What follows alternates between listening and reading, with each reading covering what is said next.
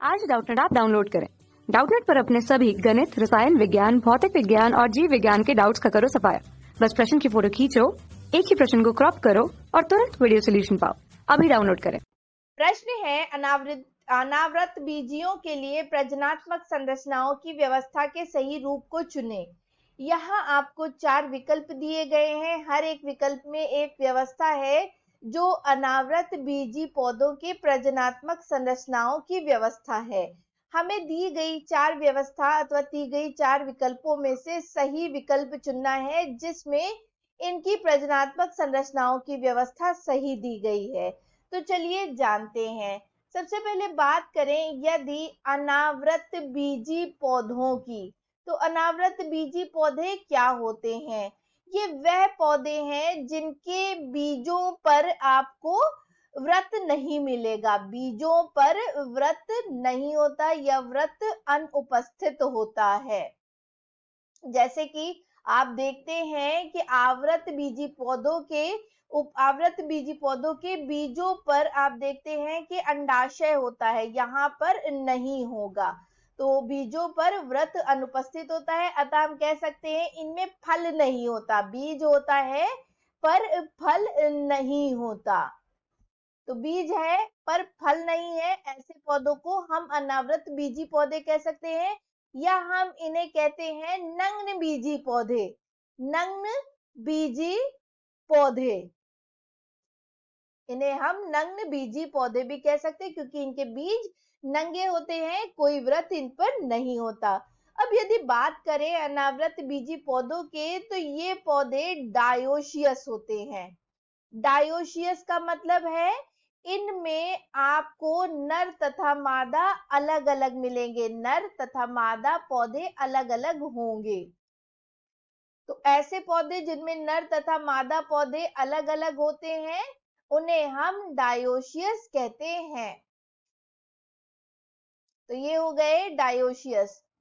अब इन पौधों की यदि हम बात करें तो इन पौधों में पुष्प तो नहीं होते क्योंकि ये पुष्पीय पौधे नहीं है, तो इनमें पुष्प नहीं होंगे, लेकिन पुष्प जैसे संरचनाएं पाई जाती हैं जिनको हम कहते हैं स्ट्रोबिलस।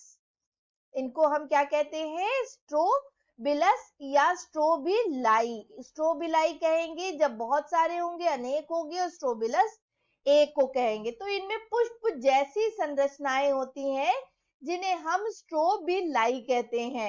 अब ये जो स्ट्रोबिलाई होता है, जैसे कि पुष्प में आप देखते हैं बहुत सारे पुष्प पर्ण होते हैं, उसी तरह स्ट्रोबिलाई में भी पर्ण होंगे जिन्हें हम कहेंगे क्या? बीजाणु पर्ण।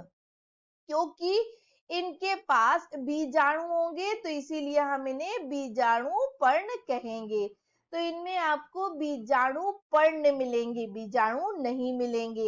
इन बीजाणु पर्णों पर आप देखेंगे छोटी छोटी बीजाणु धानियां आपको देखने को मिलेंगी, और इन बीजाणु धानियों के अंदर आपको मिलेंगे क्या? इन बीजाणु धानियों के अंदर आपको मिलेंगे बीजाणु, या इन बीजाणु धानियों के अंदर बहुत सारे अनेकों बीजाणु आपको देखने को मिलेंगे। तो ये हो गई इनकी या अनावृत बीजी पौधों के प्रजनात्मक संरचनाओं की सही व्यवस्था। स्ट्रोबिलाई होगा, उसके अंदर बीजाणु पर्ण होंगे, उसके अंदर बीजाणु धानियां होंगी और उसके अंदर बीजाणु होंगे। यदि हम अंदर से देखने चले तो बीजाणु होगा, बीजाणु के अंदर, बीजाणु के ऊपर बीजाणु धानी होगी, बीजाणु धानी के ऊपर बीजाणु पर्ण होगा, और बीजाणु पर्ण जो होगा वो जुड़ा होगा स्ट्रोबिलाई से। बहुत सारे बीजाणु पर्ण मिलकर एक स्ट्रोबिलाई बनाएंगे। तो ये है आपकी सही व्यवस्था। अब चले जाते हैं हमारे विकल्पों की तरफ और जानते हैं सही विकल्प।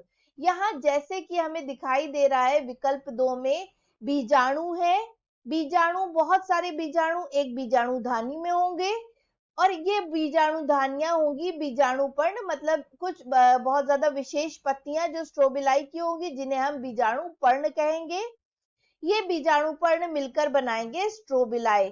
तो ये है विकल्प 2 में जो व्यवस्था दी गई है वह हमारी सही व्यवस्था है। आशा करते हैं आपको आपके प्रश्न का उत्तर मिल गया होगा। धन्यवाद। कक्षा 6वीं से 12वीं से लेकर नीट, IIT, जेईई वो एडवांस के लेवल तक 1 करोड़ से ज्यादा छात्रों का भरोसा। आज ही डाउनलोड करें डाउटनेट ऐप या व्हाट्सएप करें अपने सारे डाउट्स 8400 400 400 पर।